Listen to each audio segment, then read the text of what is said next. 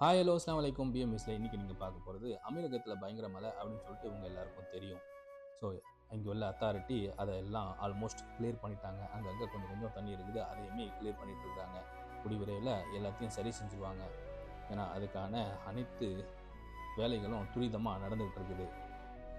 So நாங்களுமே இந்த மழையினால் பாதிக்கப்பட்டோம். ஏன்னா நாங்கள் அண்டர் கிரவுண்டில் இருக்கிறதுனால எங்கள் ரூம்லேயும் தண்ணி வந்துருச்சு. ஏன்னா கரண்ட் சப்ளை இல்லாததுனால இந்த மோட்ரு வேலை செய்யலை, அதனால் கொஞ்சம் தண்ணி வந்துருச்சுங்க.